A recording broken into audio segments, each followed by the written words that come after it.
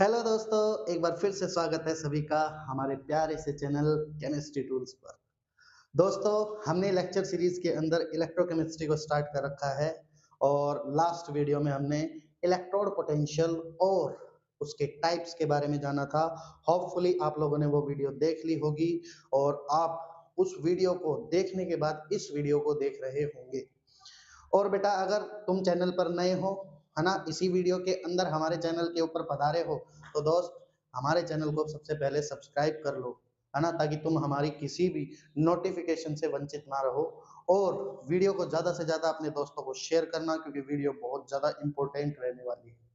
अरे भैया, इंपॉर्टेंट तो रहेगी, क्यों? क्योंकि इस वीडियो में जिस चीज का जिक्र हम करने जा रहे हैं वो है शी, है ना। तो दोस्तों, ये शी वो नहीं है जो तुम सोच रहे हो, ये शी है स्टैंडर्ड हाइड्रोजन इलेक्ट्रोड। तो तुम्हारे यहाँ पर बहुत सारे सवाल मुझसे ये बन रहे होंगे कि सर एक बात बताओ, क्यों पढ़ना है इसको, क्या काम आएगी और पढ़कर क्या मिलेगा, है ना।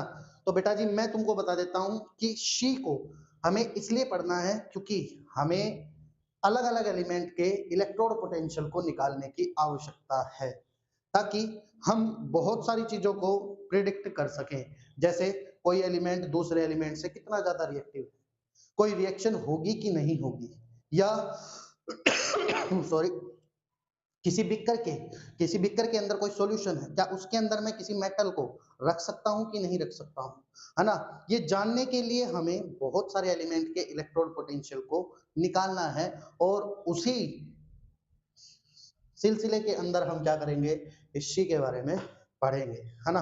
तो स्टार्ट करते हैं अपना आज का ये दमदार टॉपिक। अच्छा, शी एक स्टैंडर्ड इलेक्ट्रोड है जिसके अंदर हम कंडीशंस को क्या करके चलेंगे, फिक्स करके चलेंगे। क्योंकि लास्ट वीडियो में मैंने तुमको बताया था, जब हम स्टैंडर्ड वर्ड यूज करते हैं तो इसका मतलब है हमने कंडीशंस को फिक्स कर दिया है। नो डाउट ये चीज तो तुम लोगों को समझ में आई गई होगी, है ना। तो दोस्तों, स्टैंडर्ड करते के साथ ही हम इस इलेक्ट्रोड के अंदर कंडीशंस को फिक्स कर देंगे। तो हमें जिस इलेक्ट्रोड का इलेक्ट्रोड पोटेंशियल निकालना है, तो हमें उसके लिए भी कंडीशंस को क्या करना पड़ेगा, फिक्स करना पड़ेगा, है ना। सॉरी भैया, तबीयत खराब है लेकिन फिर भी जज्बा कायम है, तो आप लोग भी अपना जज्बा कायम रखो। तो मैं कह रहा था कि अगर मैं इस शी की कंडीशंस को क्या करके रखूंगा, फिक्स करके रखूंगा, तो मैं जिस भी इलेक्ट्रोड का इलेक्ट्रोड पोटेंशियल निकाल रहा हूंगा, मुझे उस इलेक्ट्रोड की भी कंडीशन को क्या करना पड़ेगा, फिक्स करना पड़ेगा, तभी मेरे पास इलेक्ट्रोड पोटेंशियल निकलेगा। तो सर, अगर मैं दूसरी इलेक्ट्रोड की कंडीशंस भी फिक्स कर दूंगा, तो इसका मतलब है सामने वाली इलेक्ट्रोड जिसका मैं पोटेंशियल निकालने जा रहा हूं वो भी स्टैंडर्ड कंडीशंस पर निकलेगा। जी हाँ दोस्तों, बिल्कुल सही बात है। तो जब हम शी पढ़ रहे होंगे तो हम कैलकुलेट कर रहे होंगे स्टैंडर्ड इलेक्ट्रोड पोटेंशियल किसी भी एलिमेंट का, जिसको हम इसके साथ लगा लगा कर देखेंगे। समझ गए? तो सबसे पहले हम इस शी का कंस्ट्रक्शन देखेंगे कि कैसे ये शी बनाई जाती है। तो दोस्तों, मैंने तुम्हारे सामने शी का पूरा एक सेटअप बना रखा है, जिसके अंदर तुम देख सकते हो एक बीकर के अंदर हमने एक्वस सॉल्यूशन ले रखा है, या तो HCl या HBr का, ठीक है, और वो भर रखा है। फिर हमने ये ग्लास जार ले रखा है जिसमें एक इनलेट है, जिसमें से हाइड्रोजन गैस या निकलेगी या बाहर जाएगी, भाई अंदर आएगी कि बाहर जाएगी वो बाद की बातें हैं, लेकिन ये गैस के लिए इनलेट और आउटलेट का काम करेगा। इसी के साथ साथ हमने जो वायर का इस्तेमाल किया है वो किया है प्लेटिनम वायर का, क्योंकि प्लेटिनम एक बहुत ही इनर्ट मेटल है, बहुत ही लेस रिएक्टिव मेटल है, जो किसी के साथ रिएक्ट नहीं करता है ना। हमने यहाँ पर पीटी स्ट्रिप ले रखी है। स्ट्रिप इसलिए ले रखी है दोस्तों, क्योंकि यहाँ पर जो हाइड्रोजन गैस हम इसके जार के अंदर पास करेंगे, ये जो प्लेटिनम स्ट्रिप है ये काम करेगी किसके लिए, हाइड्रोजन गैस के एडजॉर्प्शन के लिए, ठीक है। अब जो बात है हमारी स्टैंडर्ड कंडीशंस की, तो देख लो वो क्या है। जब हम इसमें हाइड्रोजन गैस पास करेंगे तो हमारा जो प्रेशर रहेगा वो 1 बार रहेगा, और हमारी जो कंसंट्रेशन रहेगी इस शी की, जो मोलर कंसंट्रेशन रहेगी इस इलेक्ट्रोलाइट की, वो रहेगी 1 मोलर। और टेम्परेचर दोस्तों हम यहाँ ले लेंगे 25 डिग्री सेल्सियस और 298 केल्विन। अगर मैं ये कंडीशंस फिक्स कर देता हूं, तो मेरे पास ये जो पूरी हाफ सेल बनी है, या मैं कह सकता हूं इलेक्ट्रोड बनी है, ये किसका नाम ले लेगी, शी का नाम ले लेगी, इसको हम बोलेंगे स्टैंडर्ड हाइड्रोजन इलेक्ट्रोड।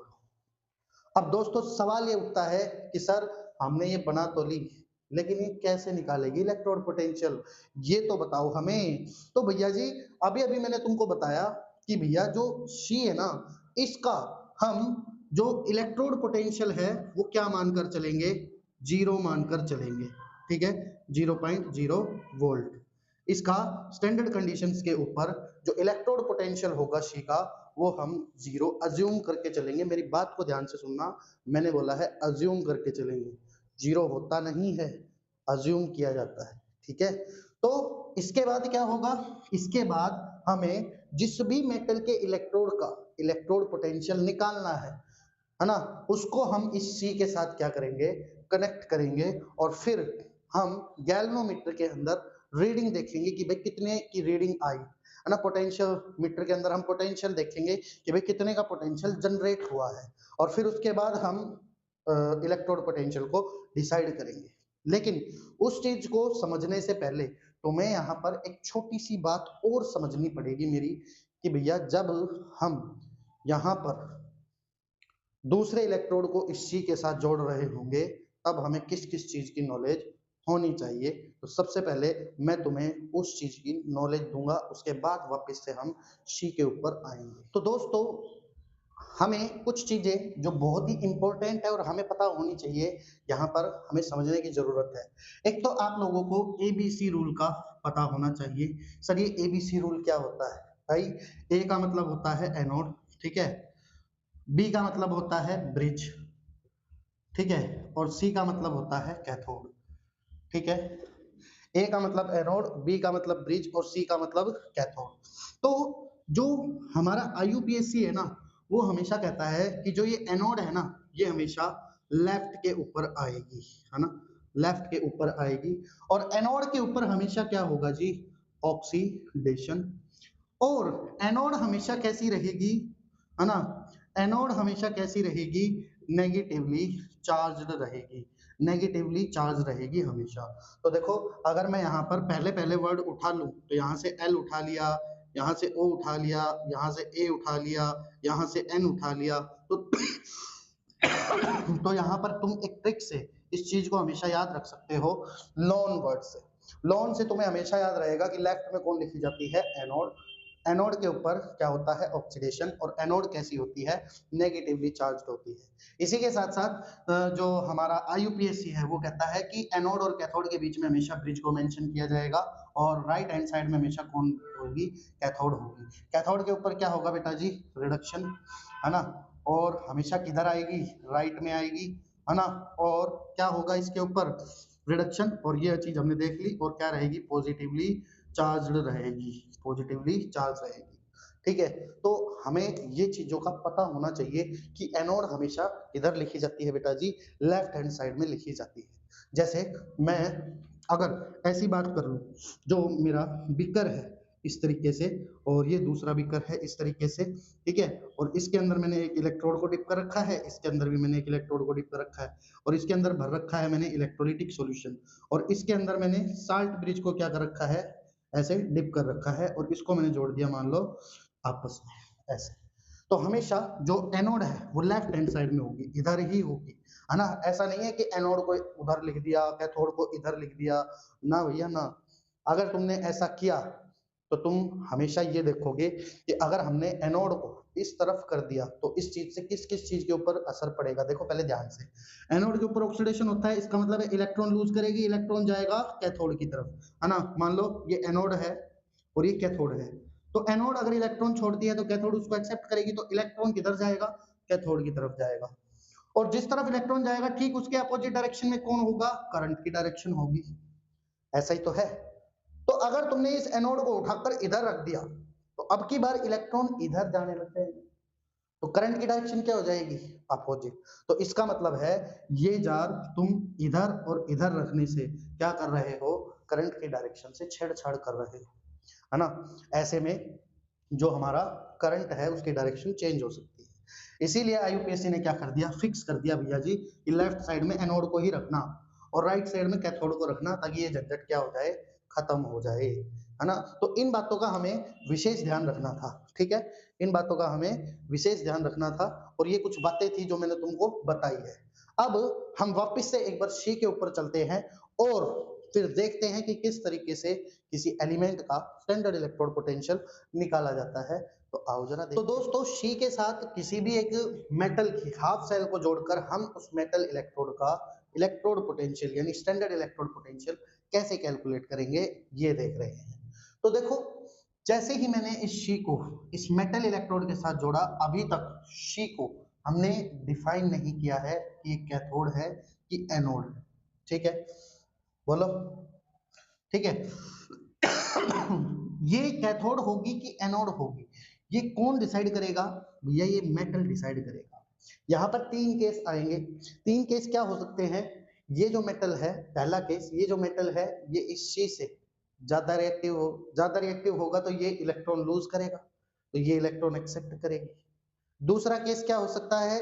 भाई शी ज्यादा रिएक्टिव है इस मेटल से, तो ऐसे केस में शी इलेक्ट्रॉन लूज करेगी और इलेक्ट्रॉन लूज करेगी तो ये एक्सेप्ट करेगा।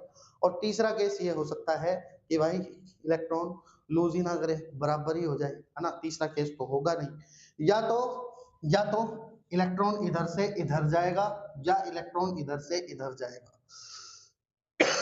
सॉरी, अगर इलेक्ट्रॉन इस मेटल से उठकर शी की तरफ जा रहा है तो तुम्हें पता है जो मेटल ज्यादा रिएक्टिव है और इलेक्ट्रॉन डोनेट करेगी, ऐसे केस में वो कंपार्टमेंट क्या कहलाने लग जाएगा? एनोड, है ना। और ऐसे केस में हमारी जो शी है वो किस तरह बिहेव करने लग जाएगी? As a cathode. अगर हमारी शी ज्यादा रिएक्टिव है इस मेटल से तो ऐसे केस में शी इलेक्ट्रॉन छोड़ेगी और ये इलेक्ट्रोड क्या करेगी? मेटल की उस इलेक्ट्रॉन को एक्सेप्ट करेगी। ऐसे केस में हमारी जो शी है वो बिहेव करेगी एज एनोड और ये मेटल की जो हाफ सेल है ये बिहेव करेगी एज कैथोड, ठीक है। तो अब हमें यही देखना है कि भाई कब ये हमारी शी बिहेव करती है एज कैथोड और कब बिहेव करती है एज एनोड। तो कैसे पता करेंगे कि कब किस तरह बिहेव करेगी? देखो, मैंने ये जो पूरा सेटअप लिया है इसके अंदर मैंने एक लगाया है गैल्वेनोमीटर और एक लगाया है वोल्टमीटर, ठीक है। जैसे ही मैं इस हाफ सेल को इस सी के साथ जोड़ूंगा तो मैं देखूंगा इस गैल्वेनोमीटर की डिफ्लेक्शन, ठीक है। भाई गैल्वेनोमीटर उसी डायरेक्शन में डिफ्लेक्ट होता है जिस डायरेक्शन में करंट होता है, ठीक है। और करंट के जस्ट अपोजिट क्या होगा? इलेक्ट्रॉन्स का मूवमेंट। तो मेरे को जस्ट उसके अपोजिट डायरेक्शन में क्या पता चल जाएगी? इलेक्ट्रॉन्स की मूवमेंट। भाई इधर से इधर गए हैं या इधर से इधर गए हैं। उस चीज के बिहाफ पे मैं पता कर लूंगा कि भाई कौन सी हाफ सेल तो क्या है? एनोड है और कौन सी हाफ सेल क्या है? कैथोड है, समझे। तो मान लो हमारे पास जैसे ही हमने इस इलेक्ट्रोड को या इस हाफ सेल को इस सी के साथ कनेक्ट किया, मान लो मेरा जो गैल्वेनोमीटर है वो कुछ इस प्रकार डिफ्लेक्ट कर गया सी की तरफ। मतलब यहां से करंट की जो डायरेक्शन है वो कुछ इस तरीके से है ना, करंट की डायरेक्शन है। तो भैया इलेक्ट्रॉन की डायरेक्शन किस तरफ है? इस तरफ है। तो ऐसे केस में शी इलेक्ट्रॉन क्या कर रही है? डोनेट कर रही है और ये मेटल इलेक्ट्रोड क्या कर रही है? उस इलेक्ट्रॉन को एक्सेप्ट कर रही है। और ऐसे केस में मेरी जो शी है वो बिहेव कर रही है एज एनोड और ऐसे केस में मेरा जो ये दूसरा कंपार्टमेंट है ये बिहेव कर रहा है कैथोड। भाई यहाँ पर एक चीज का विशेष ध्यान रखना, तुम ये मत कहने लग जाना कि सर आपने कैथोड को तो लेफ्ट हैंड साइड में लिख दिया। भैया अभी तक हमने शी को डिफाइन नहीं किया था कि ये कैथोड है कि एनोड है, ये तो लगने के बाद पता चला है ना, ठीक है ना। और दूसरी बात यहाँ पर जो तुम्हें एक चीज और पता होनी चाहिए वो क्या है? यहाँ पर अगर हमें सेल का पोटेंशियल निकालना है, सेल का पोटेंशियल निकालना है तो मैं यहाँ पर तुम्हें दो फॉर्मूले बता रहा हूँ। देखो, ई सेल हम दो टर्म्स में निकालते हैं, है ना। दो टर्म्स में कैसे निकालते हैं? या तो दोनों ही कंपार्टमेंट का ऑक्सीडेशन पोटेंशियल ले लो या दोनों ही कंपार्टमेंट का रिडक्शन पोटेंशियल ले लो। भैया अगर मैं ऑक्सीडेशन पोटेंशियल में बात करूंगा तो जाहिर सी बात है जिसका ऑक्सीडेशन पोटेंशियल ज्यादा है मतलब इलेक्ट्रॉन लूज करने की टेंडेंसी ज्यादा है, ऐसे केस में एनोड का ऑक्सीडेशन पोटेंशियल ज्यादा होगा और कैथोड का कम होगा। तो जो हमारा ई सेल है ना वो हमेशा पॉजिटिव आता है हर सेल के लिए। अगर कोई भी गैल्वेनिक सेल स्पॉन्टेनियस है तो भैया उसके लिए जो ई सेल है हमेशा कैसा होना चाहिए, पॉजिटिव होना चाहिए। जो हमारा ई सेल है वो ऑलवेज कैसा होना चाहिए, पॉजिटिव होना चाहिए। यहाँ मैंने ई नोड भी और सॉरी ई सेल भी और ई नोड सेल भी, ये दोनों कैसे होने चाहिए बेटा जी, पॉजिटिव होने चाहिए। ठीक है, तो इस तरीके से तुम देख सकते हो। देखो अगर मैं ऑक्सीडेशन के टर्म्स में बात करूं तो मेरा ई सेल कैसे निकलेगा भाई, ई एनोड माइनस ई कैथोड, ठीक है, इस तरीके से निकलेगा। ये तो हो गया मेरा simple e cell non standard condition पे, लेकिन यहाँ पर तो मैं स्टैंडर्ड कंडीशंस पर ही लेकर चल रहा हूँ सब कुछ, तो स्टैंडर्ड पे निकालना पड़ेगा मेरे को। तो स्टैंडर्ड के हिसाब से चलूं तो यहाँ मैं क्या लगा दूंगा, नोड ले लूंगा, ठीक है। और ये किसके टर्म्स में है, मेरा ऑक्सीडेशन पोटेंशियल के टर्म्स में, ऑक्सीडेशन पोटेंशियल के टर्म्स में, ठीक है। और यदि मैं रिडक्शन पोटेंशियल के टर्म्स में लेता हूं तो भाई तुम्हें पता है रिडक्शन पोटेंशियल का मतलब है इलेक्ट्रॉन खाने की कैपेसिटी, और इलेक्ट्रॉन खाने की कैपेसिटी कैथोड की ज्यादा होती है, एनोड की कम होती है। तो भैया जी अगर मैं बात करूं तो कैथोड का रिडक्शन पोटेंशियल क्या रहेगा, ज्यादा, और एनोड का रिडक्शन पोटेंशियल क्या रहेगा, कम रहेगा। और हमारा जो ई सेल है वो हमेशा पॉजिटिव आता है, और हमें पॉजिटिव लेकर आना है तो हमें ज्यादा रिडक्शन पोटेंशियल में से कम रिडक्शन पोटेंशियल को क्या करना पड़ेगा, माइनस करना पड़ेगा। तो यहाँ पर मेरा जो फॉर्मूला हो जाएगा वो हो जाएगा ई कैथोड माइनस ई एनोड, ठीक है, उल्टा हो जाएगा ऑक्सीडेशन पोटेंशियल से, ठीक है। तो ये मेरा किसके टर्म्स में निकलेगा भैया जी, रिडक्शन पोटेंशियल की टर्म्स में निकलेगा। तो यहाँ पर हमने ई सेल निकालने के दो फॉर्मूले देख लिए हैं, है ना, एक ऑक्सीडेशन पोटेंशियल की टर्म्स में है और एक रिडक्शन पोटेंशियल की टर्म्स में है।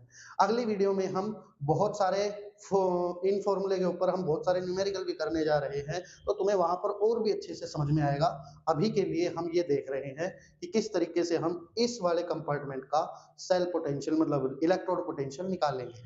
तो देखो भाई यहाँ पर मैंने देखा कि जो मेरा शी है वो एनोड है, और मेरा जो अदर मेटल का जो ये कंपार्टमेंट है ये कैसा बिहेव कर रहा है, कैथोड की तरह बिहेव कर रहा है ना।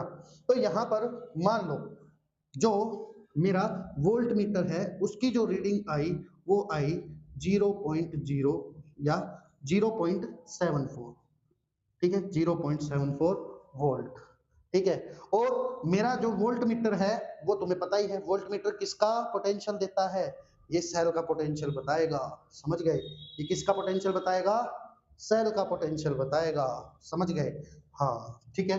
तो ये मेरा जो वोल्ट मीटर था इसने मेरे को सेल के पोटेंशियल की रीडिंग दी, और वो कितनी दी भाई, प्लस का 0.74 वोल्ट, समझे। और मुझे पता है जो मेरा एनोड है वो शी है, और शी का जो रिडक्शन पोटेंशियल है या ऑक्सीडेशन या इलेक्ट्रोड पोटेंशियल में मानकर चलता हूँ 0.00 वोल्ट, 0 वोल्ट मानकर चल रहा हूँ, है नहीं, मानकर चल रहा हूँ। तो यहाँ पर मेरे को मैं इस इक्वेशन में लिखूंगा, इस इक्वेशन में लिखूंगा तो कैसे निकालूंगा भाई, देखो मैं रिडक्शन पोटेंशियल के टर्म्स में लेकर चल रहा हूँ। देखो अगर मैं रिडक्शन पोटेंशियल के टर्म्स में लेकर चल रहा हूँ तो इसके लिए देखो ई नोड सेल तो मेरा ये रहा, ठीक है, ऐसे लिख दिया मैंने मान लो। और इसके लिए मैं कैसे लिखने जाऊंगा रिडक्शन पोटेंशियल के टर्म्स में, ये मेरा कैथोड है ना, इसमें से ये ज्यादा है और ये कम है, रिडक्शन पोटेंशियल के टर्म्स में लिखने जा रहा हूँ। तो ई नोड इसका कैसे लिखूंगा, रिडक्शन का मतलब है एम एन प्लस एम, और माइनस, है ना, माइनस मेरा ई एच प्लस से एच टू, ठीक है, इस तरीके से ई नोड। अब मेरा जो ई सेल है वो कितना है, ई सेल आया मेरा 0.74 वोल्ट, ठीक है। और जो मेरा मेटल है इसका मुझे पता नहीं है ना, इसका मुझे पता नहीं है रिडक्शन पोटेंशियल कितना है ना, और मेरा H प्लस का क्या मानकर चलता हूं मैं, 0 वोल्ट। तो भैया जी इसको मैं लिखूं चाहे ना लिखूं, मेरे पास देखो यहाँ पर जो सेल का पोटेंशियल है वो किसके इक्वल है, इस मेटल के इलेक्ट्रोड पोटेंशियल के जितना इक्वल है ना। तो देखो मैंने इस तरीके से इस इलेक्ट्रोड का पोटेंशियल निकाल लिया है, और वो कितना आया है 0.74 वोल्ट, और वो भी प्लस का, और ये रिडक्शन पोटेंशियल है, समझे। तो इस तरीके से हम क्या करते हैं, अलग अलग मेटल की इलेक्ट्रोड बनाते हैं, हाफ सेल बनाते हैं, और इसी के साथ कनेक्ट करके ठीक इसी तरीके से हर एक एलिमेंट की क्या निकाल लेते हैं, इलेक्ट्रोड पोटेंशियल निकाल लेते हैं। और सभी एलिमेंट का इलेक्ट्रोड पोटेंशियल निकाल के, यानी हम वैसे निकालते तो हैं पर निकालते किसके टर्म्स में है, रिडक्शन पोटेंशियल के टर्म्स में निकालते हैं। और सभी एलिमेंट का इलेक्ट्रोड पोटेंशियल जब हम रिडक्शन पोटेंशियल के टर्म्स में निकाल लेते हैं तो हम उनको अकॉर्डिंग टू डिक्रीजिंग ऑर्डर में ऐड कर देते हैं। ऐड करने की वजह से हमारे पास एक सीरीज बनती है और उसी सीरीज को बोला जाता है इलेक्ट्रोकेमिकल सीरीज। तो दोस्तों तुम्हारे सामने स्क्रीन के ऊपर इलेक्ट्रोकेमिकल सीरीज आ रही होगी जो तुम्हें बहुत ही आराम से दिख भी रही होगी, है ना। अब हम नेक्स्ट वीडियो के अंदर इसी इलेक्ट्रोकेमिकल सीरीज की जो एप्लीकेशन पार्ट है उसके बारे में डिस्कशन करेंगे और बहुत ही अच्छी वीडियो रहने वाली है। तो प्लीज हमारे चैनल को सब्सक्राइब कर लो, ज्यादा से ज्यादा शेयर करो, हर बच्चे तक पहुंचनी चाहिए ये वीडियो, और लाइक जरूर करके जाना और अच्छे अच्छे कमेंट से कमेंट सेक्शन को भर देना। मिलेंगे अगली वीडियो में इन सभी चीजों के साथ। तो दोस्तों अलविदा कहूंगा मैं आप सभी को इसी के साथ। तबीयत ज्यादा खराब है तो आज ज्यादा नहीं बोला जा रहा है, इसीलिए मैं अगला जो पार्ट है इसी वीडियो का वो अगली वीडियो में तुमको बताऊंगा सारी चीजें, ठीक है।